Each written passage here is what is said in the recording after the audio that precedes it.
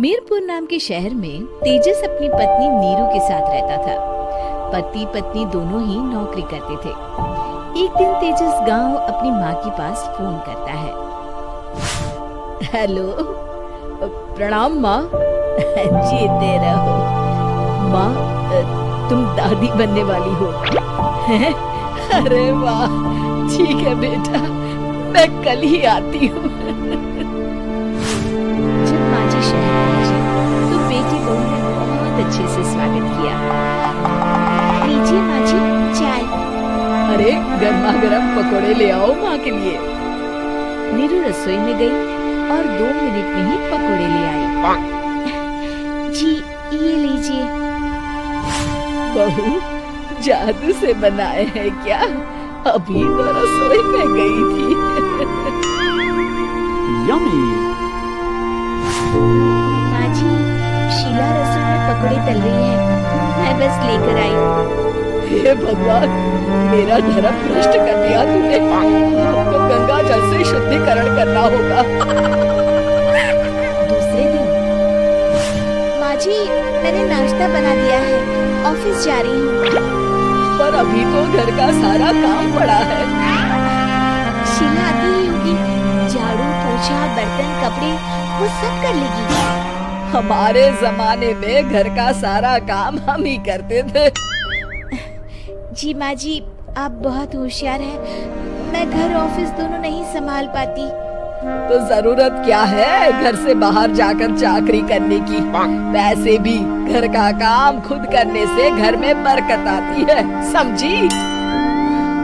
पर माँ जी, पर वर कुछ नहीं, इस महीने की पगार मिले फिर ऑफिस बंद है। हाँ। रात को नीरू तेजस से कहती है, सुनिए जी, माँ जी बोल रही थी कि मैं नौकरी छोड़ दूँ। वैसे ठीक ही तो है, अभी तुम्हें आराम की जरूरत है। फिर भी आराम कहाँ, शीला को छुड़ाने के लिए बोल रही थी। तो अब 24 घंटे में इतना काम तो कर ही सकती हो। पर जॉब पसंद है मुझे, घर पर मन नहीं लगेगा। अगले दिन जब दोनों ऑफिस के लिए निकल रहे थे, मेरी तो कोई कीमत ही नहीं है इस घर में। माँ जी, आजकल महंगाई बहुत है, रहन सहन भी बदल गया है, दोनों नौकरी करते हैं तभी ठीक रहता है। अच्छा, तू कहना क्या चाहती है? मेरा बेटा तुझे बिठा के खिला नहीं सकता? तू ही इस घर का खर्च चला रही है, हैं? नहीं माँ जी, मेरा वो मतलब नहीं था। मतलब खूब समझती हूँ, ये बाल धूप में सफेद नहीं किए मैंने। हाँ। अब तो ये रोज का काम हो गया था। तेजस भी रोज की झिकझिक से परेशान हो गया था। एक दिन उसने कहा, नीरू, वैसे भी तुम्हें मैटरनिटी लीव मिलने वाली है, तो अभी से ही छुट्टी ले लो। पर क्या, मेरी सैलरी अच्छी खासी है। आखिर नीरू ने रिजाइन कर दिया। जब बच्चा हुआ तो घर में सब बहुत खुश हुए। कुछ दिनों बाद तेजस फाइल देख रहा था। क्या हुआ तेजस, कुछ परेशान लग रहे हो? अब हाँ, वो हमारी जितनी सेविंग्स थी वो तो हॉस्पिटल में और छठी के फंक्शन में खत्म हो गई है नीरू।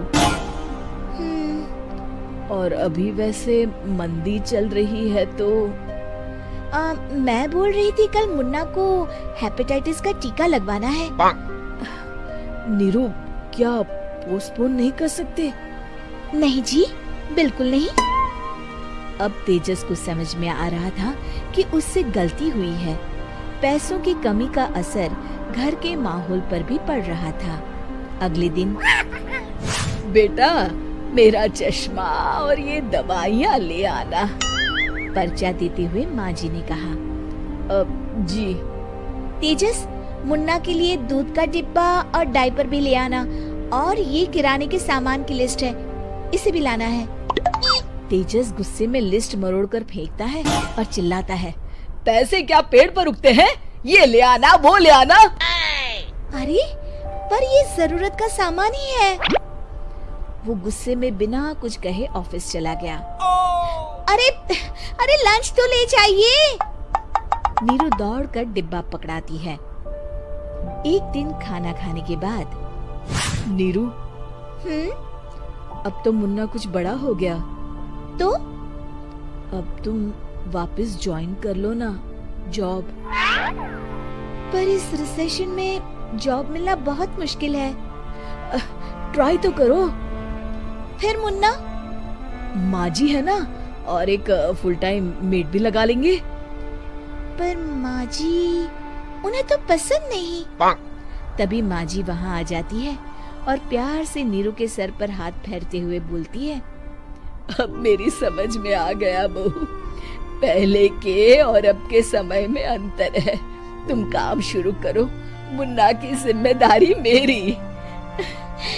मेरी प्यारी माँ जी। ये कहकर नीरू उनके गले लग गई। शिक्षा, परिवर्तन संसार का नियम है, हमें भी समय के साथ चलना चाहिए। उम्मीद है कि आपको हमारी ये कहानी पसंद आई होगी। कृपया हमारे चैनल को सब्सक्राइब करें और सभी अपडेट्स के लिए बेल आइकन जरूर क्लिक करें। और हाँ, वीडियो लाइक और शेयर करना मत भूलिएगा। Bye bye.